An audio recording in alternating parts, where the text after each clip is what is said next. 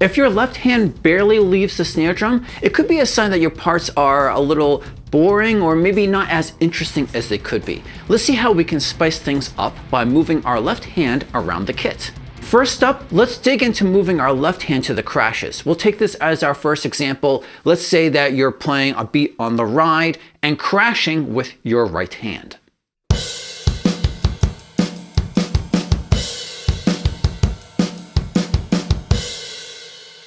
As a first step, try crashing on beat 1 with your left hand instead.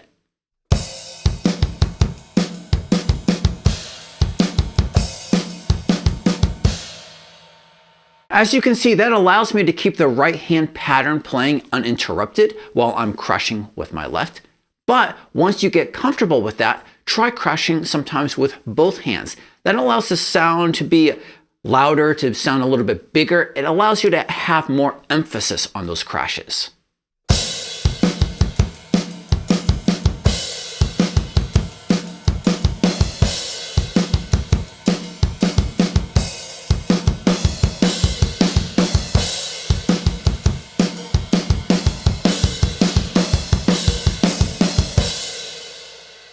Another common approach is to play with both hands on the hi-hat. So far that sounds a little boring, but we can spice things up by bringing both hands to the snare.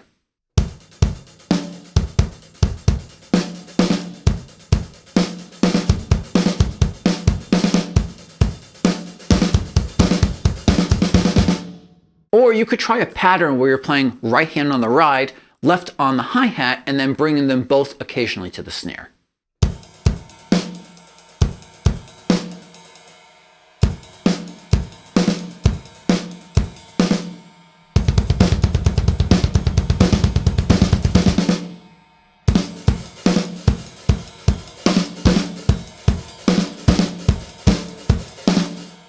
Let's move past some of these more common beats and instead look at grooves on the toms. Here, I'm not even going to use the snare or the cymbals at all.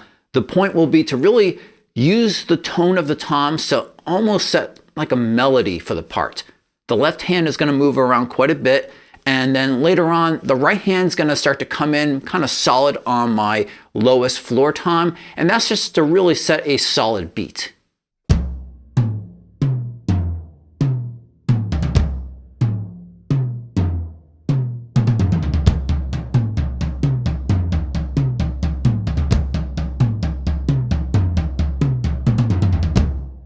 Here's a different example, this time with more of a typical groove.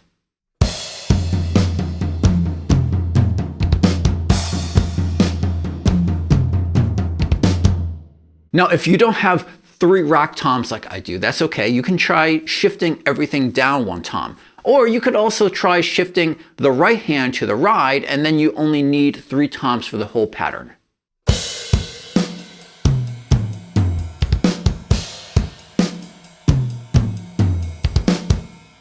Here's another example with a good groove. You'll see that at the end, I switch up which toms I'm playing the pattern on. And this tail, as I like to call it, it helps the song or the part from sounding so repetitive.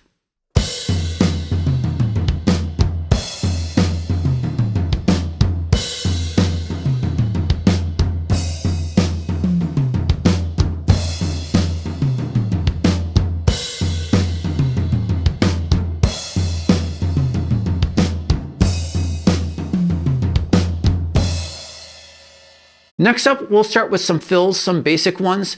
Try to really go through a lot of little different variations, little quirky things, and just try to see where you can go about. You know, keep in mind when you're doing these little fills, don't just let your right hand take care of it. Even if your right and left are following each other, just see what you can do to get your hand away from the snare drum while taking care of these fills.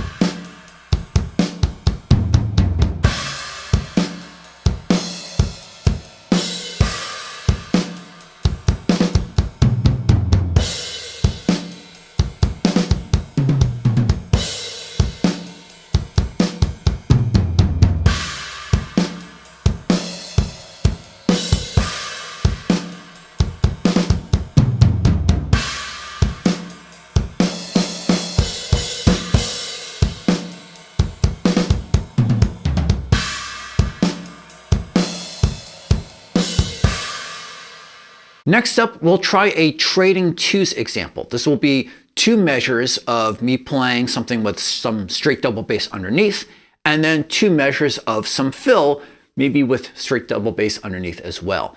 Again, try to move your left hand around at least as much as you are your right.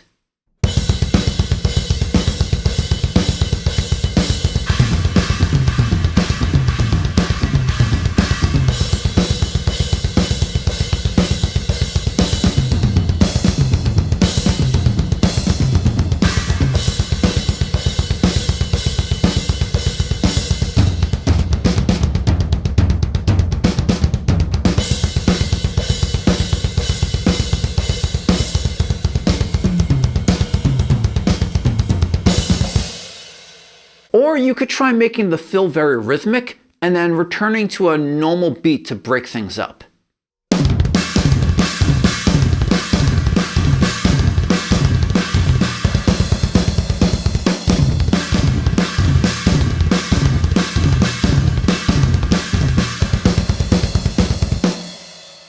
As you saw, I incorporated my 8-inch tom in some of these examples, and while you can treat an 8-inch tom as just another tom, there are some unique and creative things that you can do specifically with a drum in that position.